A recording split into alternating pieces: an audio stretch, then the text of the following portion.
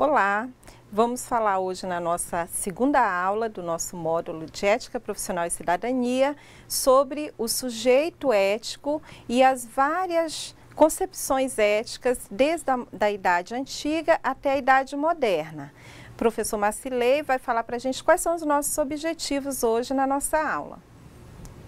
Então, os objetivos de hoje é buscar entender os elementos necessários para que a pessoa possa ser considerada moralmente responsável, buscar esses elementos para construir aí uma moralidade e que esta seja responsável, discutir sobre o conceito do sujeito moral e relacioná-los a situações de moralidade, algo mais voltado para a prática, e compreender algumas concepções éticas da história da filosofia ocidental, dar uma passada geral nas concepções criadas ao longo do tempo.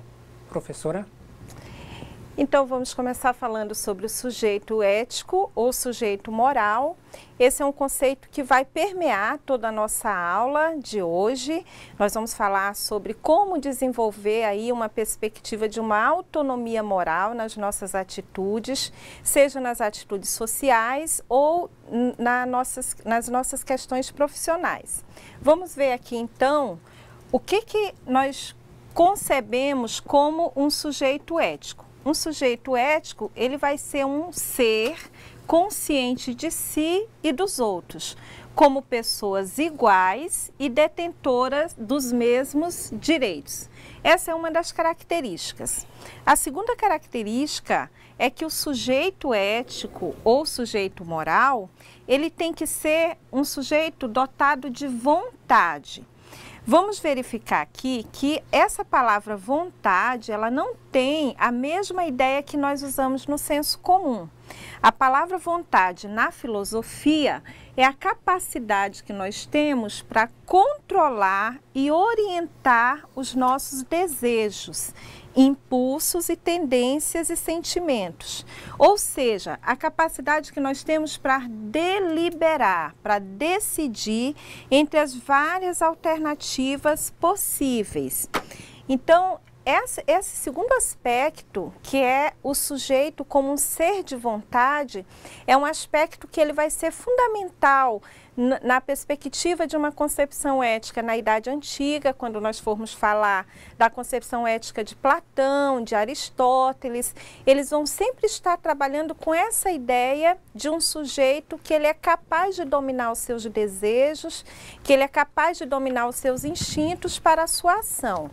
Então, ele é um sujeito que vai, conforme Aristóteles, ele vai no seu dia a dia, através do hábito, da repetição, né, das suas atitudes éticas, ele vai construindo essa capacidade dia a dia.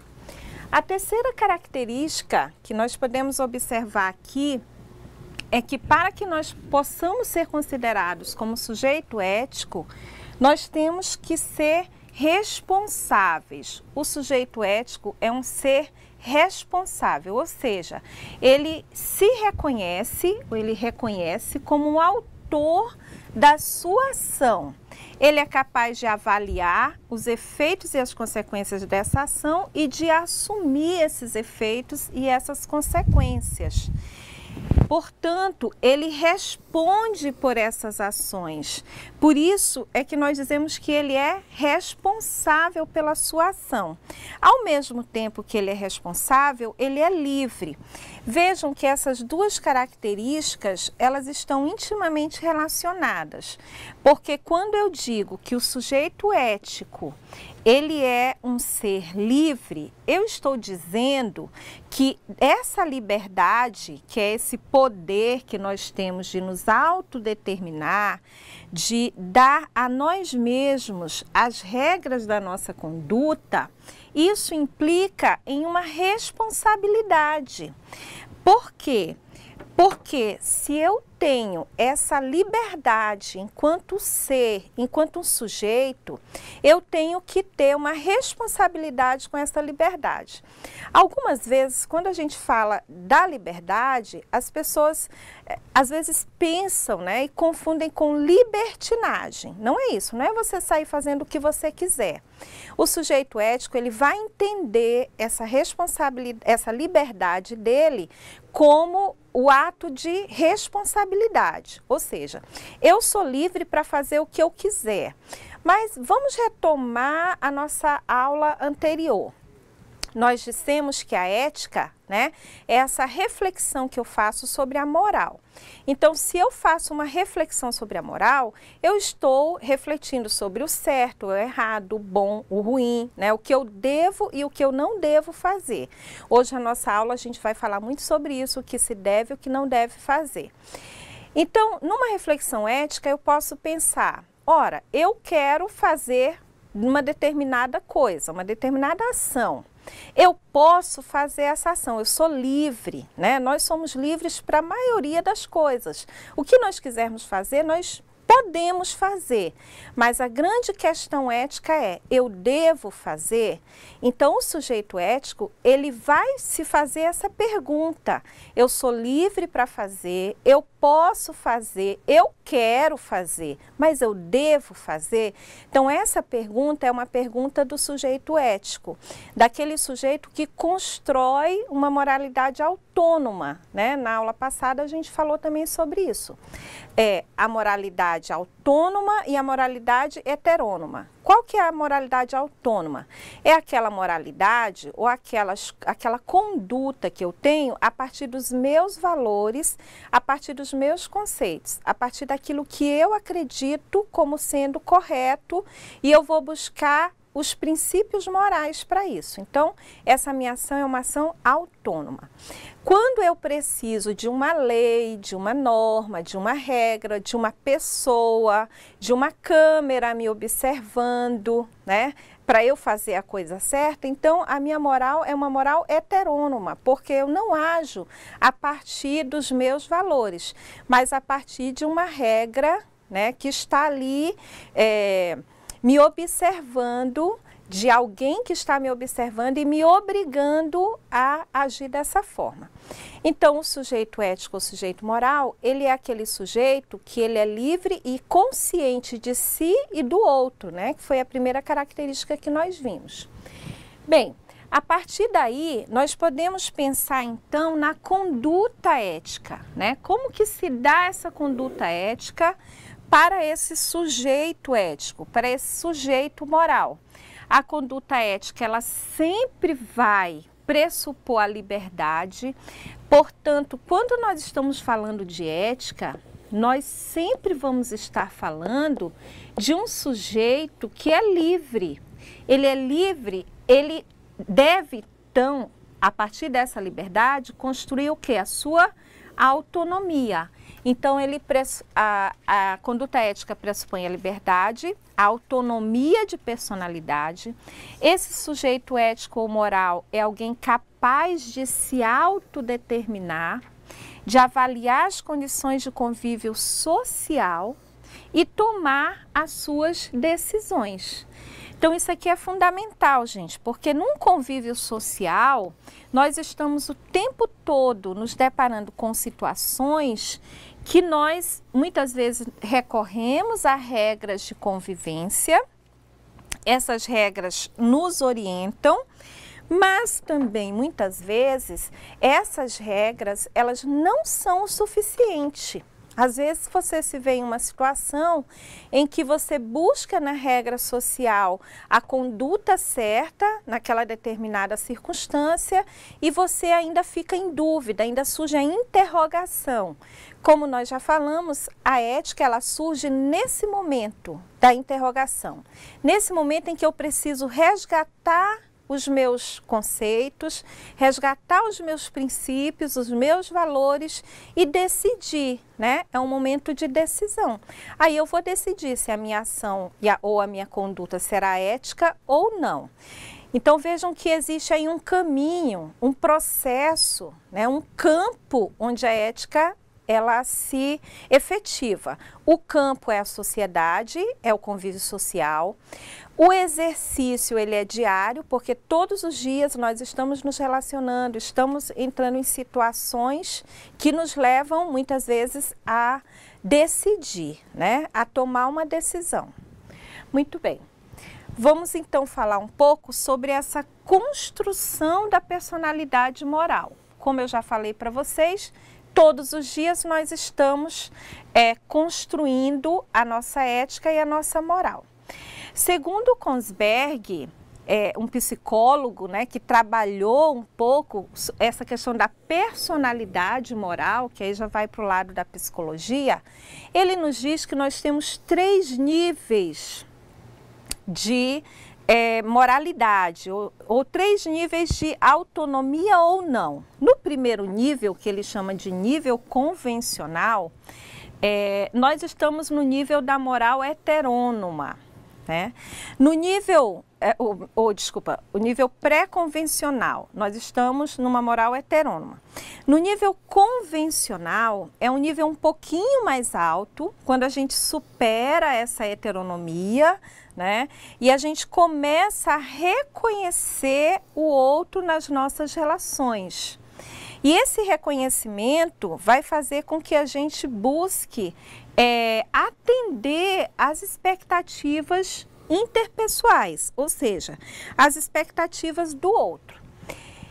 Então, retomando também um pouco do que nós falamos na aula passada, e que a gente já até colocou aqui hoje, nós temos pessoas, sujeitos que têm uma moral heterônoma. Ou seja, são pessoas que só agem corretamente quando estão sendo observadas, quando estão sendo dirigidas por outras pessoas, né? Então, hétero, outro, e nomia, nomos.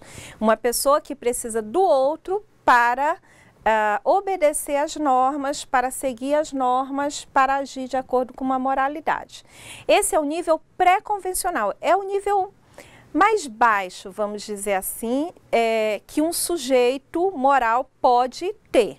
Então, o que nós queremos é elevar esse nível, né? E depois a gente vem para o nível convencional, que é o segundo nível e é o nível onde a maioria de nós estamos. Como nós vivemos em uma sociedade, fazemos parte de um Estado, esse Estado tem as suas leis, né? A sociedade tem as normas, então a gente procura agir de acordo com essas leis, de acordo com essas normas, para atender ao Estado, para atender à sociedade, para atender a expectativa das pessoas que nos rodeiam. Não que nós tenhamos uma autonomia, né? Então a gente vai seguindo as leis e as normas, mas a gente não faz uma crítica sobre essas leis e sobre essas normas. Então isso é importante para que a gente passe para o terceiro nível, né? Vamos ver aqui o terceiro nível, que é o nível pós-convencional. Esse aqui seria o nível mais alto, né? Então poucas pessoas são capazes de atingi-lo. O que prevalece aqui? Prevalece o princípio de que as pessoas não são meios, mas são fins. E que essas leis que existem, esse sistema que nós vivemos, né, através do Estado, ou mesmo a moralidade através da sociedade, muitas vezes eles são injustos, né? Então essa injustiça, ela precisa ser mudada. Então vejam que esse nível aqui, gente, o nível pós-convencional do sujeito ético, ele é um nível realmente muito elevado, né? É o nível onde você percebe a moralidade existente, percebe o outro, age a partir da expectativa dele, dentro do nível pós-convencional. Mas aí nesse nível aqui, pós-convencional, você já começa a refletir sobre essa moralidade, refletir sobre essas leis. Então, é aquele momento em que você se depara com uma determinada situação e você passa a se indignar com aquela situação, né? Então, nós tínhamos, por exemplo, Santo Agostinho na Idade Média, ele nos dizia o seguinte, que a esperança, ela tem 2 características principais, que é a indignação e a coragem. Então, a esperança, ela nos leva à indignação e à coragem. Então, quando eu me indigno com uma determinada situação, né? Por exemplo, eu estou andando na rua e eu vejo um ser humano deitado na calçada, né? Abandonado pelos outros seres humanos. E eu me indigno com isso. Vejam que acontece isso conosco quase todos os dias e você vê pouquíssimas pessoas se indignarem com isso. Mas uma pessoa com nível pós-convencional, ela vai se indignar. Ela vai se indignar com a situação do ser humano que está ali, porque ela vai se ver naquele ser humano. Ela vai se indignar e a partir dessa indignação, ela vai ter a coragem para lutar para que aquela situação mude. Que seja uma situação de injustiça, de violência, de corrupção, né? Você está diante de uma situação de corrupção e às vezes você fecha os olhos ou vira o rosto ou finge que não está vendo. O sujeito ético, nesse nível pós-convencional, ele vai estar sempre atento, ele vai estar sempre indignado e ele vai ter sempre a coragem de lutar para que mude essa situação.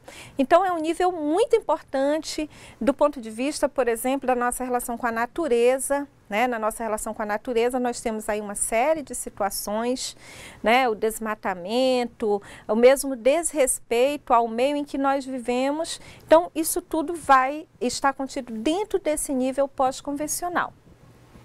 Muito bem. Então, para que nós alcancemos esse progresso moral, né, para que a gente passe de um nível, do nível pré-convencional, convencional para pós-convencional, nós vamos ter que verificar e estar alcançando alguns critérios para alcançar esse progresso moral. Então, nós temos aqui o critério da ampliação da esfera moral, é agir por exclusiva obrigação da moral autônoma. Então, essa moral autônoma, ou seja, eu não preciso de uma doutrina religiosa, eu não preciso das normas morais para que eu faça o que é certo.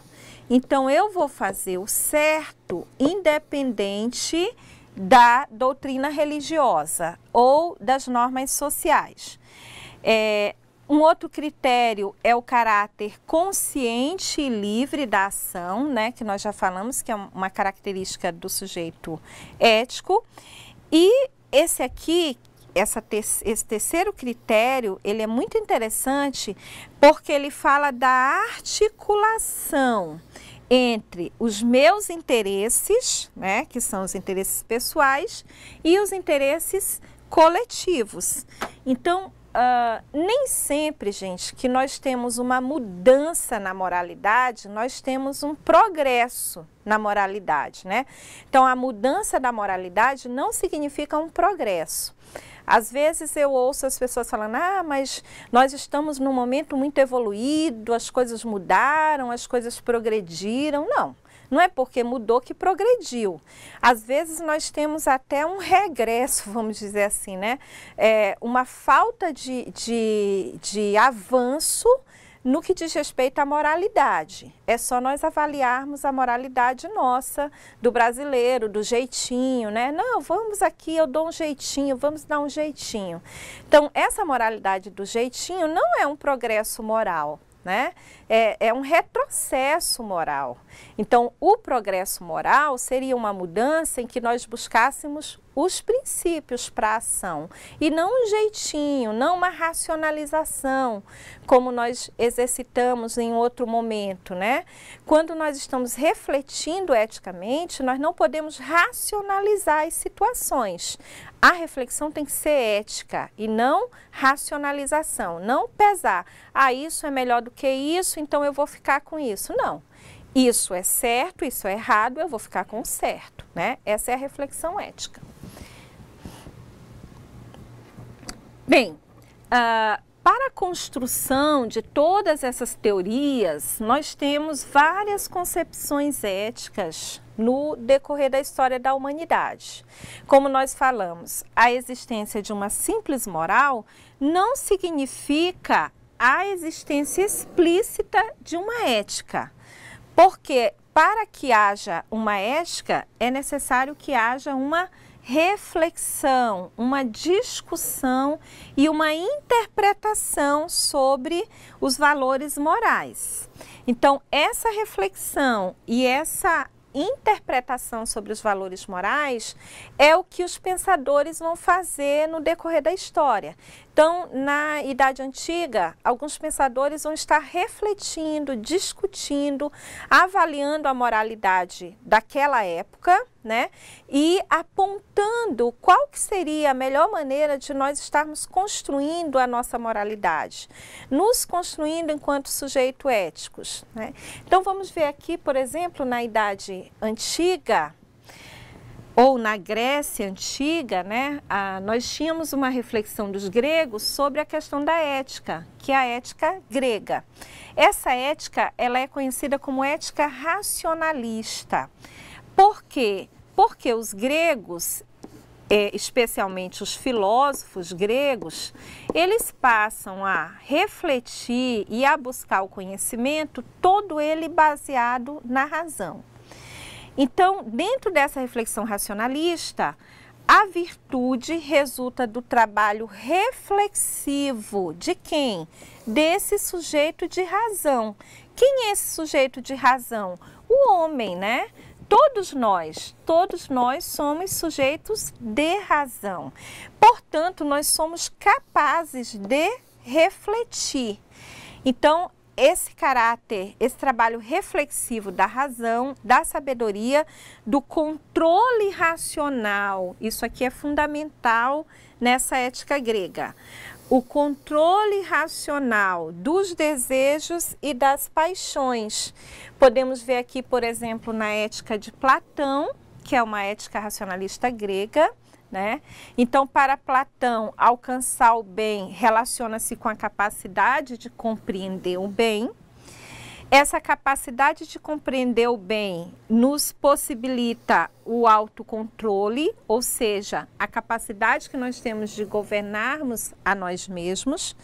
Então, todas as virtudes para Platão, elas vão se identificar com a sabedoria, que a sabedoria, ela é o oposto, por exemplo, da ignorância, que seria o vício, né?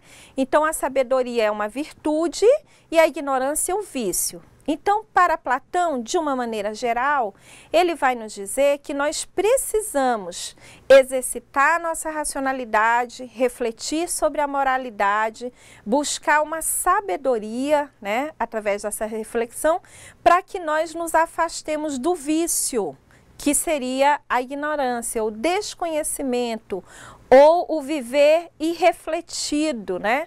Como Sócrates já dizia, uma vida irrefletida não tem sentido. Então, para que nós possamos viver em sociedade, nós temos que refletir essa sociedade. Portanto, há necessidade também de uma reflexão sobre a moral. Então, nós temos aí uma ética racionalista, a ideia de que a gente precisa refletir, usar a razão, buscar a sabedoria e ampliar a nossa moralidade positivamente, né? Nos afastando da ignorância. Um outro pensador grego que vai trazer também essa mesma perspectiva da ética racionalista é Aristóteles. Para Aristóteles, o homem busca a felicidade. É o que ele chama de ética eudaimônica, né? A ética da felicidade. Então, o fim, a finalidade para todas as nossas ações vai ser a felicidade. Então, a ética de Aristóteles é chamada de ética teleológica, onde telos quer dizer o fim. Então, é uma ética que busca um fim, e esse fim é a felicidade. Bem, sobre essa questão da felicidade, em Aristóteles, tanto Aristóteles quanto Platão, eles diziam que nós precisamos conhecer o bem para que nós possamos fazer o bem. E para que nós queremos conhecer o bem e fazer o bem? Por uma finalidade. Qual é a finalidade? A felicidade. Vamos refletir um pouco aqui, né? Você está aí em sala de aula estudando desde 7 horas da noite, vai ficar até tantas horas, né? Você está estudando aí, trabalhando, por quê?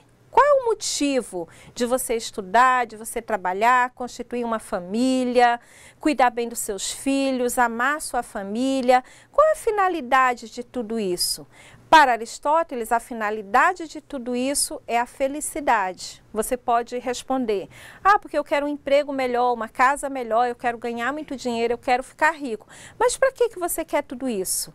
Porque você quer ser feliz. Então, o telos, né, a finalidade de tudo que nós fazemos em sociedade é a felicidade. Só que Aristóteles, ele diz o seguinte, ora, eu busco a felicidade, né? Você busca a felicidade, mas nós nunca seremos felizes sozinhos. Eu só posso ser feliz se a cidade estiver feliz.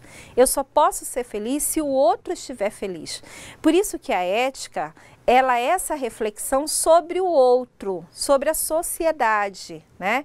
Então, eu sempre estou refletindo a moralidade, eu sempre estou buscando uma moralidade superior. Por quê? Porque eu vivo em sociedade. E eu não posso ser feliz sozinho, eu não vivo sozinho, eu não sou uma ilha. Portanto, se eu busco a felicidade, eu tenho que buscar a felicidade do outro também. E como é que eu vou fazer isso? Aristóteles vai dizer que é com a busca das virtudes, né? Vamos ver como é que ele conceitua aqui a virtude. A virtude é uma disposição para querer o bem, olha só, que resulta de um hábito, ou seja, é um exercício, né? Todos os dias, em todas as ocasiões, eu vou estar exercitando a minha ética, eu vou estar exercitando a minha capacidade de reflexão. Eu vou estar, a partir dessa reflexão, a partir dessa minha capacidade racional, eu vou estar buscando exercitar as minhas virtudes, onde a palavra virtude vem do latim vir, que quer dizer homem, varão, viril, né? E virtus, que quer dizer poder, força, capacidade. Aí ele nos traz aqui alguns exemplos de virtude: a coragem, a honestidade, a generosidade, a amizade, a justiça e a temperança. Essa última virtude que Aristóteles nos aponta, que é a temperança, para ele é uma das virtudes principais, primordiais. Toda a teoria de Aristóteles vai girar em torno dessa virtude, que é alcançar o meio termo. Então, nas minhas ações, se eu quiser acertar, segundo Aristóteles, eu tenho que buscar esse meio termo, né? Nem tanto ao céu, nem tanto ao mar, nem 8, nem 800, como nós dizemos no senso comum, né? Mas eu tenho que buscar um meio termo para que eu possa buscar a minha felicidade e buscar do outro também, né? De uma forma equilibrada. Então, para Aristóteles, o homem virtuoso é aquele homem que busca um equilíbrio na sua vida. Por exemplo, nós somos sujeitos, seres, né? O ser humano, ele é um ser de emoção e de razão. Então, para Aristóteles, nós teríamos, né, que buscar um equilíbrio tanto na nossa emoção quanto na nossa razão. Então, tanto para Aristóteles quanto para Platão, nós teríamos que buscar equilibrar. Por exemplo, tem pessoas que, se você olha um pouquinho mais para ela já te olha e diz assim: o que foi? O que é? Que você está olhando para mim, né? Então, a pessoa, ela está com a emoção à flor da pele, né? Ninguém pode nem olhar para ela que ela já está ficando irritada. Então, é isso que Aristóteles está nos dizendo, que nós temos que buscar um equilíbrio, né? E como é que nós buscamos esse equilíbrio? Quando eu exercito mais os meus instintos, mais a minha vontade, quanto mais eu faço isso, mais um sujeito emotivo eu vou ser. Quanto mais eu exercito a minha razão, mais racional eu vou ser. Então, ele diz que nós temos que exercitar os dois lados, tanto da emoção quanto da razão, mas um não pode superar o outro. Se tiver que superar, que seja a razão nas relações de trabalho, por exemplo, né? Nas relações de trabalho a gente não pode estar agindo emotivamente o tempo todo. Como nós estamos falando de ética profissional, a gente já pode começar a refletir sobre isso. Vamos lembrar de Aristóteles e vamos lembrar do meio termo, né? Agir a partir mais da razão, buscar aí um meio termo entre a razão e a emoção. Vamos buscar essa virtude. Ainda falando da virtude, né? O que é a virtude? É a força. Então, o sujeito virtuoso é aquele sujeito que tem força para superar, né, diante das situações. Então, ele tem uma facilidade, que é o erro, né, que é o crime, por exemplo, e ele tem uma maneira institucional de viver, que é mais difícil, é mais árdua, é mais dura, é através do estudo, é através do trabalho. Então, você precisa ter força de vontade para isso, né? Você precisa ser virtuoso. Então, no dia a dia, a gente vai estar exercitando essa virtude, segundo Aristóteles. Para que nós sejamos virtuosos, a gente tem que estar todos os dias fazendo esse exercício. Na Idade Moderna, nós temos outras concepções éticas. Uma delas é a ética utilitarista, uma reflexão sobre os valores e as normas morais baseadas no pensamento de Stuart Mill, principalmente. E qual é o princípio dessa ética? Agir sempre de forma a produzir a maior quantidade de bem-estar e felicidade e reduzir o sofrimento. Essa teoria utilitarista, gente, é a teoria que normalmente nós utilizamos. Nós utilizamos essa teoria utilitarista. Bom, mas se é o melhor para a maioria, vamos decidir por isso, né? Nós não estamos pensando no todo, nós estamos pensando numa maioria. Então, essa é uma ética que nós utilizamos, mas que ela é muito questionável, né? Vamos ver a próxima aqui, que nós vamos entender por que ela é questionável. A ética de Kant, que é a ética da deontologia, a ética do dever, do filósofo Immanuel Kant. Para Kant, a ação moral deve ser autônoma, pois o ser humano é o único capaz de guiar-se segundo leis que ele próprio estabelece. Então vejam, gente, se nós estabelecemos a nossa própria moralidade, se nós dissemos o que é certo e o que é errado, o que nós devemos fazer, significa o quê? Que nós somos capazes de agir de acordo com esse dever, que nós somos capazes de agir de acordo com essa moralidade. Essa seria a lógica da coisa, né? Mas, no entanto, mesmo sabendo o que é certo, isso tendo sido definido por nós, nós fazemos o que é errado, né? Então, é isso que Kant vai dizer. Bem, pera lá, nós temos que agir de acordo com o dever, né? E aí, como é que ele vai defender isso? Ele vai dizer que na medida em que o ser humano instaura essas normas para si mesmo, ele tem o dever de cumprir essas normas. Então, esse dever, ele obriga a nossa consciência moral livre, né, que deve agir sempre conforme o dever. É interessante isso. Não é só conforme o dever, é também por respeito ao dever. Então, vejam aí que a ética deontológica de Kant, ela vai trazer essa coisa do dever muito forte. Aí ele traz para a gente as máximas morais dessa ética do dever. A primeira máxima, né, é a que nós devemos agir de maneira que tratemos a humanidade em nós mesmos e nos outros como um fim e não como um meio. Ou seja, o que quer dizer isso? Quer dizer que quando eu estiver definindo a minha conduta, as minhas ações, aquilo que eu acho que é certo e o que é errado, eu tenho que definir a partir de uma perspectiva da humanidade, né? E eu tenho que me incluir dentro dessa humanidade. Então, se eu sou um ser humano, é aquela coisa de se colocar no lugar do outro, né? Bom, você está fazendo isso com essa pessoa. E se você se colocar no lugar dessa pessoa, você gostaria que ela estivesse fazendo isso com você? Né?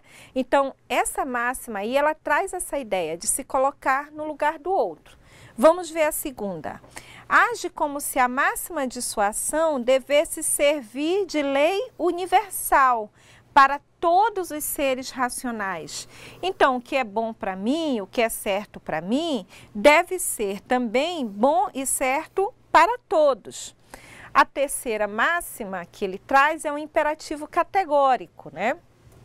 O imperativo, ele não admite hipóteses, ou seja, ele é incondicional, é uma lei moral interior. Esse imperativo, ele nos diz o que posso fazer, né? Então, para Kant, o que eu posso fazer? Tudo aquilo que qualquer outra pessoa possa fazer, desde que isso não prejudique o ser humano que sou e nem os seres humanos que as outras pessoas são. Então, vejam que o imperativo categórico de Kant é justamente essa ideia do agir conforme o dever e do agir a partir da ideia de que eu sou um ser humano, que todos os outros são seres humanos, então essa minha ação, ela deve ser uma ação que deve servir para todos. A ideia que a gente pode buscar aí é a ideia da ética como a busca do princípio universal.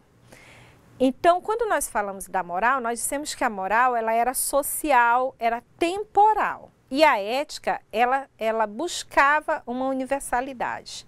Então, é essa busca que Kant nos traz, né? Então, na minha ação, eu vou buscar um princípio que ele pode ser válido, por exemplo, aqui, no Japão, nos Estados Unidos, em qualquer lugar. Nós podemos pensar, então, por exemplo, nos direitos humanos, né?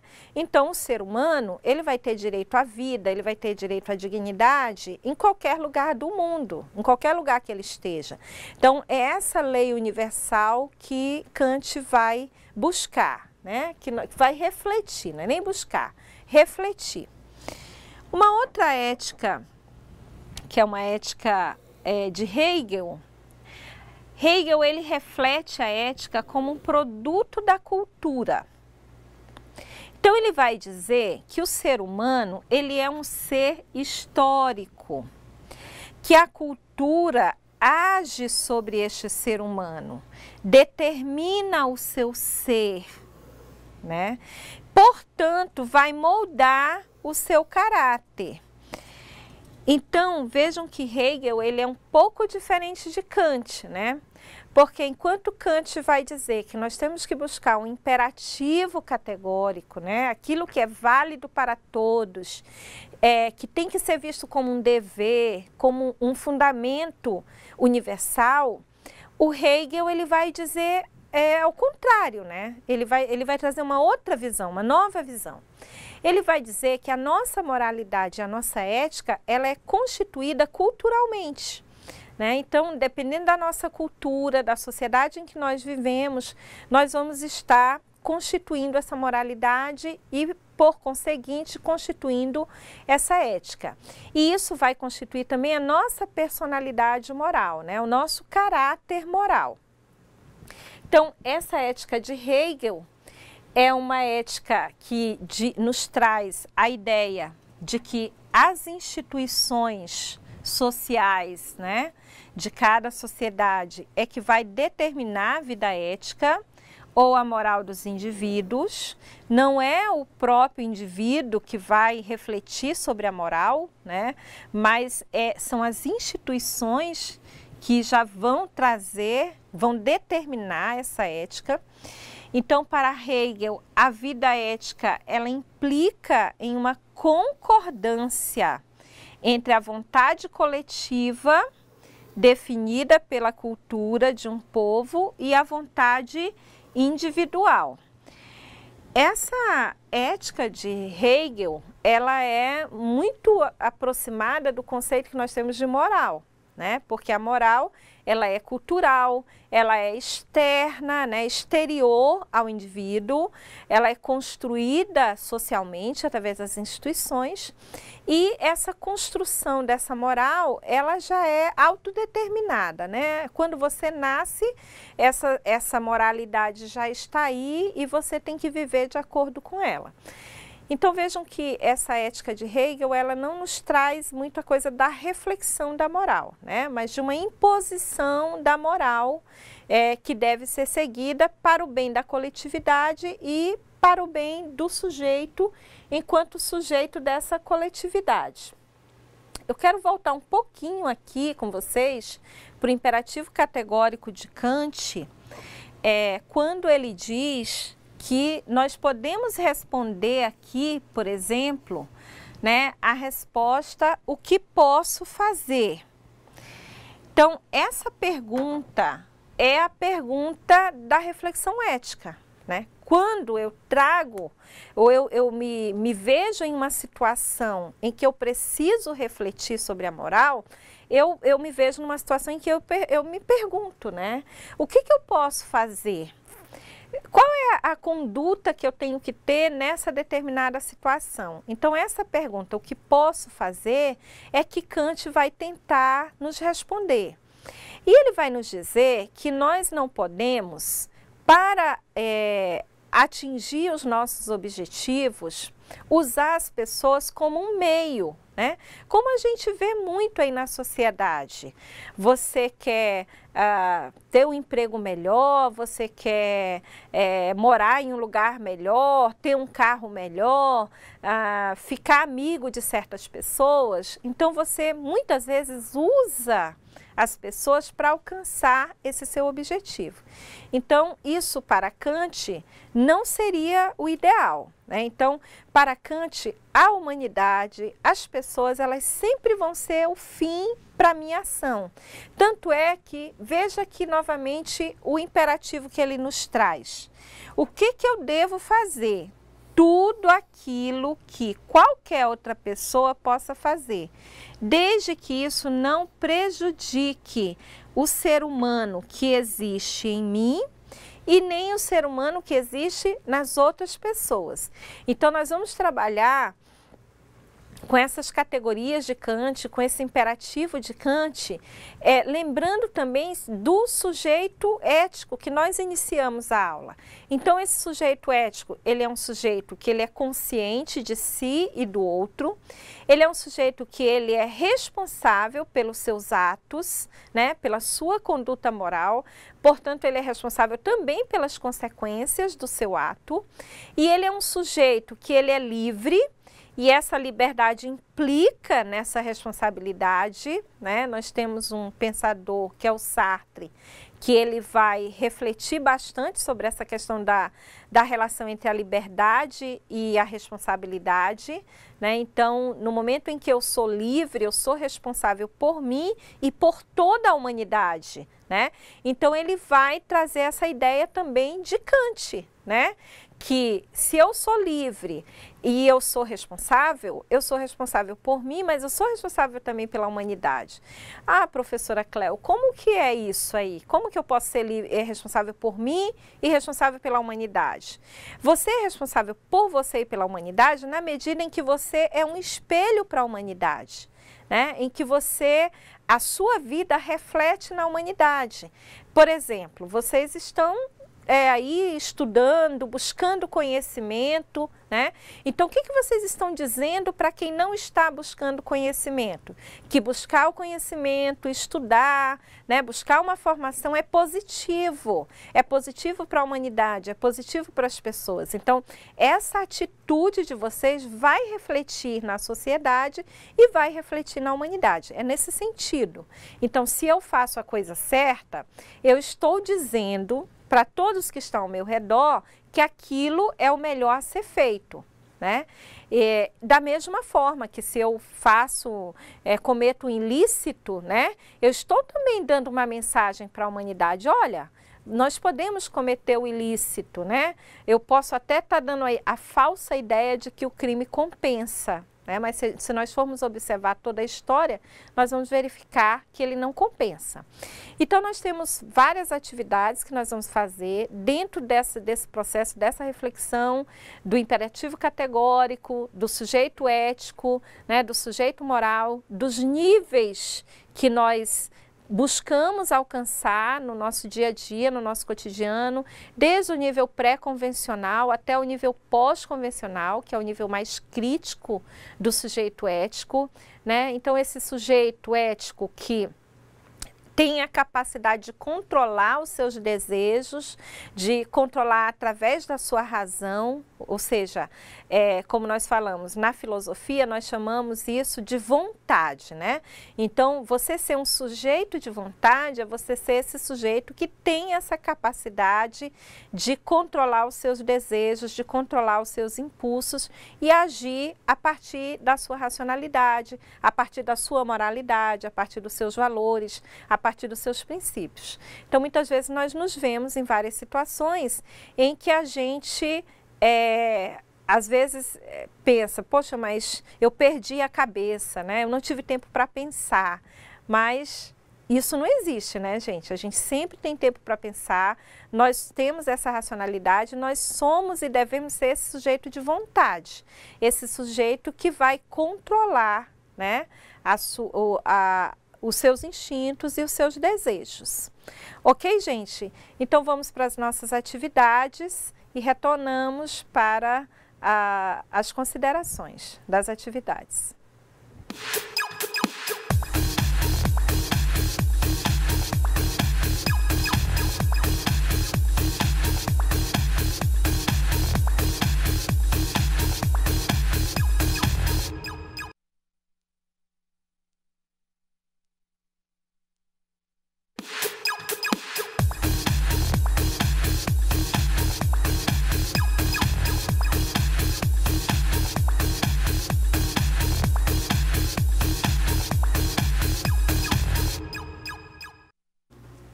Olá, vamos voltando agora para as nossas atividades. Vou passar para o professor Marcilei ver quais foram as questões que vocês colocaram, as respostas. Estou ansiosa para ver as contribuições. Olá, professor. Olá, pessoal. Vamos verificar aqui algumas questões. Os alunos aqui de Jaru, Evissandro e alguns outros cursistas fizeram uma questão da seguinte ideia. O que é moral e amoral dentro do conceito de um grupo com as mesmas crenças? Podemos afirmar que o senso moral desse grupo, o mais aceito e imposto, é mais aceito e imposto por ter um número maior de adeptos? Existem exemplos práticos dentro da nossa sociedade? Evissandro, nessa primeira parte da questão, quando você diz da questão o que é moral e amoral, moral seria seguir as normas instituídas, a cultura, os costumes estabelecidos pelo grupo social que você vive, que você costumeiramente se relaciona. Quanto à questão da amoralidade, ou amoral, significa você não ter a capacidade de seguir tais normas morais, né? O exemplo citado na aula passada, da criança, o exemplo citado da pessoa portadora de Alzheimer, que não tem a capacidade, né, de compreensão desse ritual, desses costumes estabelecidos. Então, essa seria a diferença conceitual. Quando você diz das mesmas crenças, os grupos social ele não terá, né, essas mesmas crenças.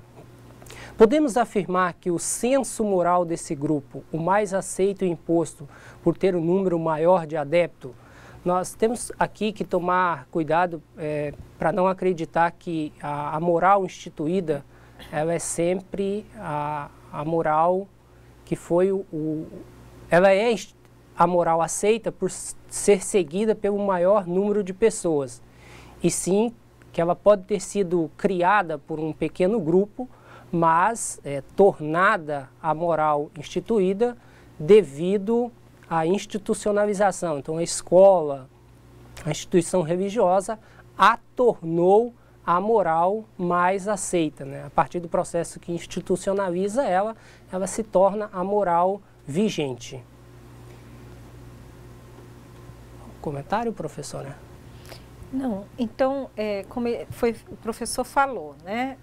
Você colocou uma moralidade de um grupo que tem as mesmas crenças. Então, na verdade, nós temos uma moralidade, no caso do Brasil, né? Nós temos uma moralidade brasileira, que é da sociedade brasileira como um todo, mas isso não significa que não existam entre os grupos, por exemplo, cada família tem a sua própria moralidade, né? Tem as normas que seguem. Às vezes você, por exemplo, você pode ter um amigo e você vai na casa dele e você verifica que eles seguem normas um pouco diferentes das normas que você segue na sua casa. Por quê? Porque cada família vai ter a sua moralidade.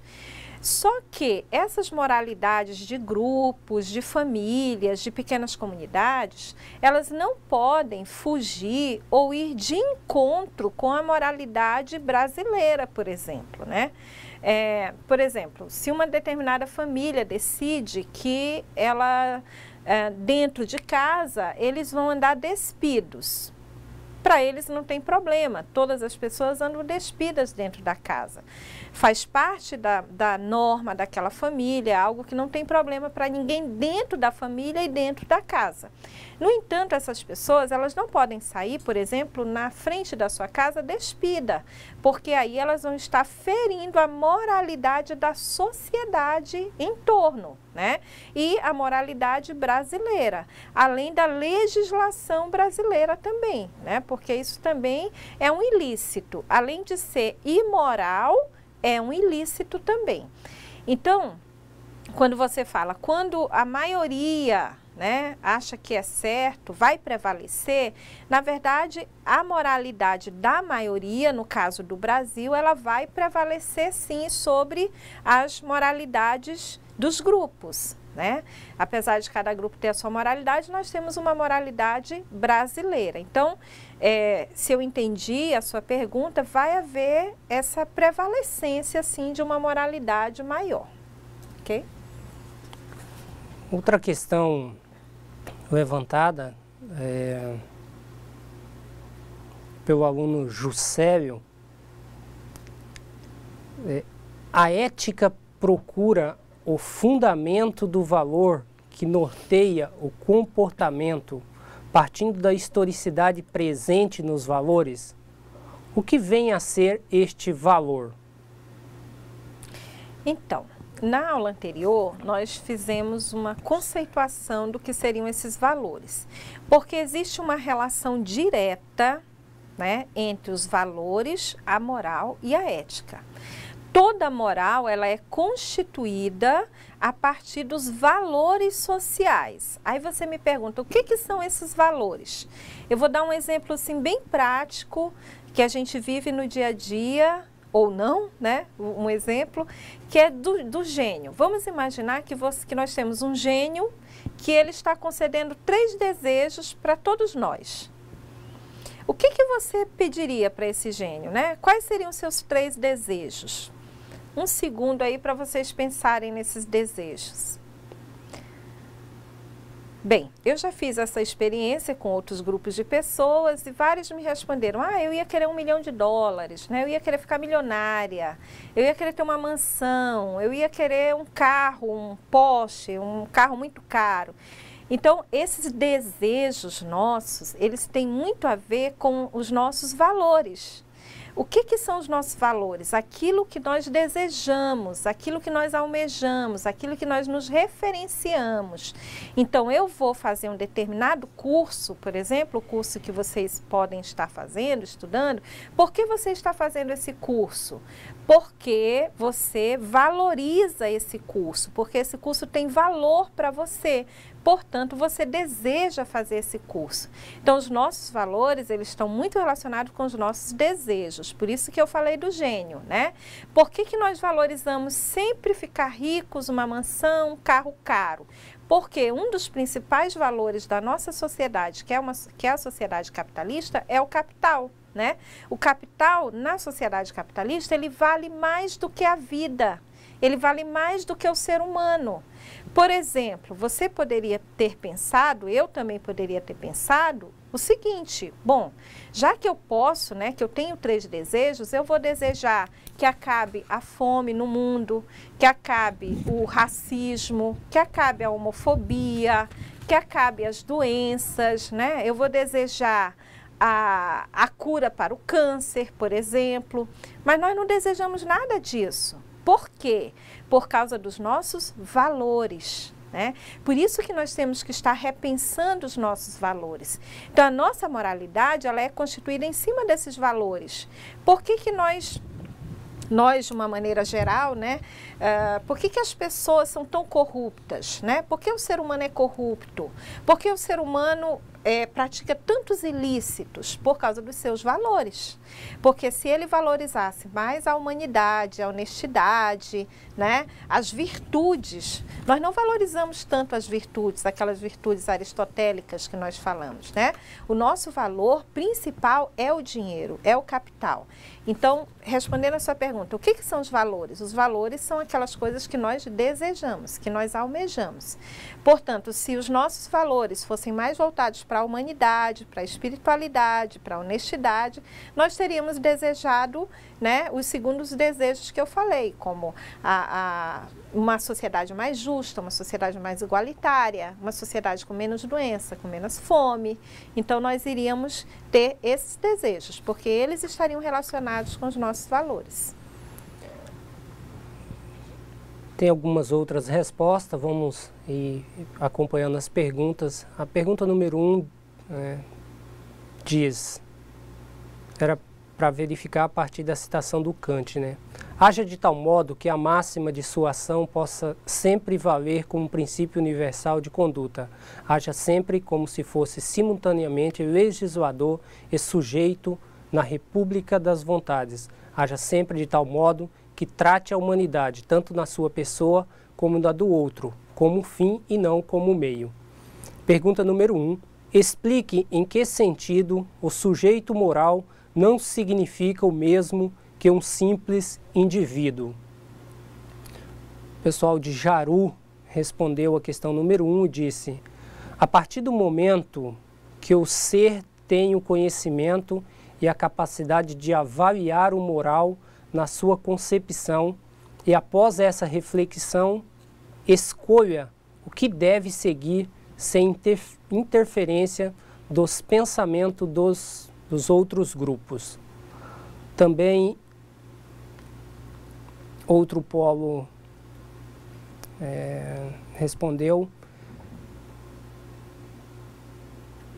Kant estabelece que o indivíduo deve agir de modo que haja responsabilidade em meio a uma coletividade. Então essas são as duas respostas da questão número 1.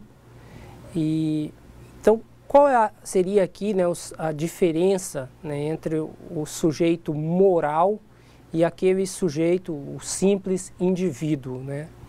O sujeito moral, ele vai agir de maneira desinteressada, né? A sua ação, ela busca um fim em si mesmo e não tem um interesse, né, que traga retorno para si. O sujeito moral, ele vai decidir com imparcialidade.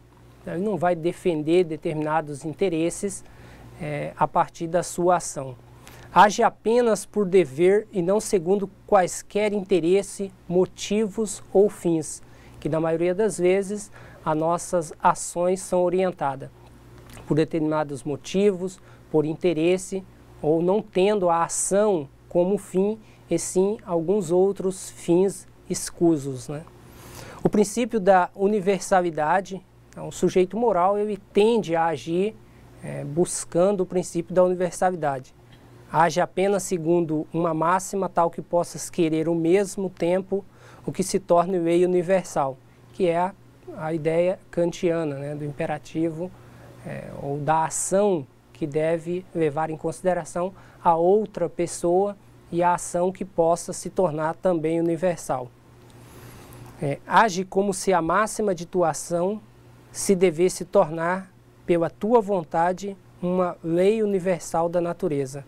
O princípio do respeito a outras pessoas. Então, o sujeito moral ele vai ter essa ação de respeitar a outra pessoa quando se tem qualquer tipo de ação. Age, o Kant vai dizer, age de tal maneira que uses a humanidade, tanto na tua pessoa como na pessoa de outrem, sempre e simultaneamente como fim e nunca apenas como meio.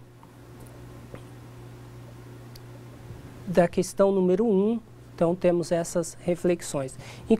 Por outro lado, enquanto o simples indivíduo ele irá fazer totalmente o contrário, né? Vai agir por interesse, vai agir de maneira parcial, ele vai agir levando as pessoas, tendo as pessoas como meios para chegar a determinados fins. Então, nós apontamos aqui como a diferença, né, que haveria entre esse sujeito moral e um indivíduo qualquer.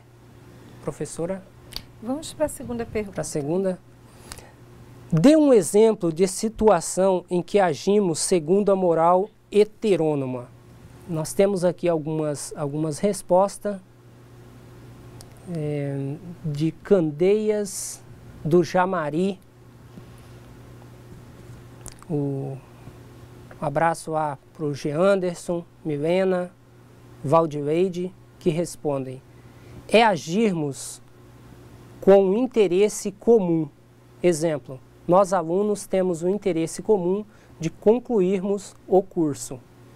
Essa é a ideia, traga, né, de moral heterônoma. E a outra resposta nós temos de Colorado, também a aluna Eliane, um abraço Eliane, obrigado por participar, que diz: moral heterônima acontece quando o indivíduo age moralmente e eticamente, porque está sendo vigiado, observado. Se assim não for, esse sujeito agiria completamente diferente. Suas ações variam. Ele não age sempre como deveria, mas como ele pode agir. Da número 2, também temos o Elisandro, a Gilmara e a Luciene, de Jaru, obrigado pela participação, e diz: é quando expressamos a nossa própria vontade. Um exemplo, todos acreditam na existência de Deus. Logo, eu pensei a não acreditar, porque escolhi ao avaliar várias situações, dentre elas verdades sobre o assunto. Então, se eu escolhi entre o medo que muitos têm por não crer, entre o medo que muitos têm por não crer, a não crer sem medo algum. Essas foram algumas das reflexões traga, né, de exemplo de situação quando se age de maneira heterônima. Como a professora bem explicou, o agir de maneira heterônima é quando age seguindo leis, seguindo normas, né, das quais foram criadas, das quais foram determinadas, e as pessoas não fazem um processo de reflexão, um processo de buscar ali quais são os fundamentos. Então, segue simplesmente essas leis estabelecidas. A heteronomia afirma que o fundamento da obrigação moral vem de uma lei estranha ao indivíduo. Segundo ela, a vontade se submete a uma vontade superior, vinda de Deus, do Estado, do sistema, das leis, das instituições. Então, a moral heterônoma compreende essa visão de que a norma moral ali estabelecida vem de fora, externa a esse indivíduo. Sobre essas respostas, tem algumas respostas que eu acho que as pessoas entenderam como moral autônoma, né? Ao contrário, eu acho que é a questão 4, se eu não me engano, né? Na questão 2, nós temos uma ação heterônoma, que é, como foi respondido, eu acho que a segunda resposta do segundo polo, né, quando eles disseram que é aquela ação que a pessoa faz quando ela está sendo observada, então ela só faz a coisa certa quando tem outro, né, então a moralidade vem do outro e não dela. Então a moral heterônoma, gente, é essa moral que não é autônoma, que não é do sujeito, não sai dele próprio, né? Mas é uma moral que vem do outro, é o outro que está me observando, é o outro que está me dizendo o que eu tenho que fazer. E foi interessante na resposta porque o Polo colocou o seguinte, que se essa pessoa não estivesse sendo observada, né, ela não teria feito certo e nem sempre, se ela estivesse em uma outra circunstância, ela teria agido de uma outra forma. Então, significa que ela não está agindo pelo dever, né? Mas ela está agindo de forma heterônoma. Então, vai casar com o conceito, com a ideia de Kant, né? Porque Kant diz que nós temos que agir de forma autônoma. Quando eu ajo de forma autônoma, é porque eu estou agindo de acordo com o dever. Eu estou fazendo isso porque eu devo fazer isso. E não porque alguém está me dizendo para eu fazer, não porque tem alguém me observando, não porque tem uma câmera, né, que está ali me filmando. Não, eu vou fazer porque eu devo fazer. Então, ao contrário da heteronomia, né, que na heteronomia nós não agimos pelo dever, nós agimos em função do outro. Então, vocês que responderam a heteronomia como sendo aquilo que sai da vontade própria, né, houve aí um equívoco na resposta. Essa é a resposta para a autonomia. A autonomia moral é quando eu ajo a partir dos meus princípios, a partir dos meus valores, a partir de mim mesma, ok? Vamos à próxima. Questão número 13. Dê exemplo de situações em que as pessoas são usadas como meio e não como fim. Nós não tivemos ainda nenhuma resposta dos polos sobre essa questão, mas nós podíamos citar, né, as ações dos políticos, na maioria das vezes, ou em muitas vezes, que age tendo as pessoas como meio e não como fins, né? Na criação de leis, na instituição de políticas públicas, que muitas das vezes tem as pessoas, tem os grupos sociais, às vezes menos favorecidos, como simples meios para aquisição de voto, para conseguir criar ali um curral eleitoral e não tendo como fim que seria possibilitar que essas pessoas saíssem dessa condição de pobreza, de miséria, acessando uma política pública. Ou quando simplesmente mentem para conseguir votos e se manter no poder. Seria um exemplo de usar as pessoas como meios. Também a ideia dos falsos amigos, né, quando estes aproximam de você para tirar proveitos e não vivenciar tudo aquilo que teria possibilidade ali do teu lado. Então, aproxima, isso acontece muito em todos os lugares praticamente, né, onde as pessoas se aproximam das outras simplesmente porque ocupam determinados cargos, ocupam determinadas instâncias de poder, das quais possibilitará a você uma ascensão social, uma ascensão momentânea, melhores salários. Então, esse tipo de falsos amigos nós podemos citar aqui como exemplos de usar as pessoas como meios, né, e não como fim em si mesma. Nós podemos citar também o exemplo da amizade, né? Então, se a gente for pensar qual é a finalidade de uma amizade, por que eu sou amigo de alguém, né? Eu sou amigo dessa pessoa, qual a finalidade? A finalidade da amizade é a própria amizade.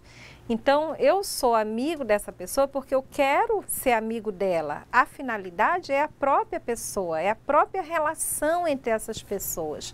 Da mesma forma, quando um pai, uma mãe, né, faz todo possível para dar uma vida melhor para os seus filhos, eles estão... Qual é a finalidade disso? É o próprio filho, né? É a própria relação familiar, é a própria família. Então, a reflexão aqui é nesse sentido de que nós temos que nos relacionar com as pessoas pela própria relação, né? Pelo bem de todos, porque nós queremos que essa pessoa seja feliz, buscando aí Aristóteles, buscando Platão, né? Porque se essa pessoa estiver feliz, eu também vou estar feliz. Então, a ideia de Kant é que nós temos que pensar a humanidade a partir de nós mesmos e a partir do outro. Eu faço parte dessa humanidade. Então, eu quero uma humanidade melhor porque eu faço parte dela, né? Então, eu quero o bem para mim e quero para os outros. E a finalidade é a humanidade. A finalidade são as pessoas e não os meus interesses próprios. Eu posso alcançar os meus objetivos, possibilitando que as pessoas também alcancem os seus. Isso é muito... A gente pode perceber isso muito nas relações profissionais, né? Você não precisa derrubar uma outra pessoa, denegrir outra pessoa para ascender profissionalmente. Ao contrário, né? Você ascende profissionalmente quando você possibilita que toda a empresa tenha sucesso, que as coisas deem certo para todos. Assim dará certo para você também. Então, nas relações profissionais, a gente também tem que estar refletindo sobre essa questão de ver o outro como uma finalidade e não como um meio. Vamos à próxima. Lembrar aqui do Fabrício. Fabrício, você, pessoal de Ouro Preto, um abraço para vocês aí. Obrigado pela participação aqui no chat com a gente, que eu não tinha citado anteriormente, tá bem? Nós temos também a questão número 4.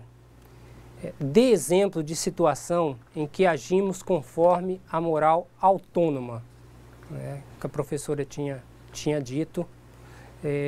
Nós temos aqui algumas respostas, uma resposta na verdade, de Buritis. Obrigado, pessoal de Buritis, pela participação. Aluno David, Glicélia, José Cícero. Quando estamos irritados, provavelmente temos iniciativas de gritar, xingar, e aí paramos e pensamos: sou livre para gritar? Posso gritar? Mas devo gritar? Boa, boa reflexão. Então, essa reflexão, né, que vocês fazem, realmente esse é o processo de criar as condições para essa ação de maneira autônoma, né? Por mais que em determinados momentos você está irritado, você está sob fortes emoções, mas você ter a capacidade, né, de parar, de pensar, de perguntar sobre que tipo de ação você está praticando. Então, nesse caso, é correto, né, essa ideia que vocês expõem aqui, de parar, de refletir, de pensar: eu posso gritar, eu devo gritar, é correto gritar? Nós temos também de Buriti também, David, Gilcélia, desculpe, Cícero. Quando estamos prestes a contrair uma dívida e pensamos nas possibilidades e medimos as consequências. Também do ponto de vista moral, se você faz um compromisso de pagar a dívida, de pegar o dinheiro e pagar a dívida, então o correto seria que você realmente quitasse essa dívida no prazo estabelecido. Tendo em vista a impossibilidade de quitar essa dívida no prazo que você estabeleceu, aí vocês chamam a atenção, né, de medir as consequências desse ato e se verificar que não há possibilidade de quitar, que não a faça nesse período, né, que deixe para depois. Muitas das vezes acontece isso nas relações de amizade, né? Você tem um amigo, sabe que não terá condições de pagar e pega. Então, Isso não deve acontecer do ponto de vista moral. Também, outro exemplo que podemos citar, né, quando achamos uma carteira, né, com dinheiro, ou quando achamos dinheiro de uma ou de outra pessoa, que nós não sabemos, né, quem é o dono, mas mesmo assim temos uma atitude de devolver. Então isso aí também seria exemplo de uma moral autônoma, quando devolvemos, entregamos para a justiça para que procure quem seja o dono. Nós não temos mais nenhuma... Não, a Juliana e o Leandro, também de Buritis, obrigado pessoal de Buritis aí pela participação, diz: quando agimos segundo nossos valores, nossa consciência do que é certo ou errado, independente de estarmos sendo observados ou não. Ótimo. Também, né, é realmente isso, essa é a ideia de que, independente de estar sendo vigiado, né, por algum tipo de poder que será exercido sobre nós, determinados tipos de coerção, você age independente desses fatores, né? Professora, algum comentário? Então, eu acho que ficou bem entendido, gostei muito das respostas, pessoal de Buritis, obrigada, né? Essa relação da autonomia, da heteronomia, então é importante que o sujeito ético, o sujeito moral, que é o objeto do nosso estudo hoje, ele é um sujeito livre, ele, por causa dessa liberdade, ele tem responsabilidade, né? Ele tem essa capacidade da vontade de decidir por si próprio. Então, esse exercício diário que nós temos que fazer de buscar alcançar essa moralidade, essa eticidade, através dessas características do sujeito ético. Muito obrigada pelas participações. Achei que a nossa aula foi bem produtiva hoje, espero que tenha sido para vocês também. Boa noite para todos, boa noite, professor. Boa noite, obrigado a todos pela participação no chat e até a próxima aula.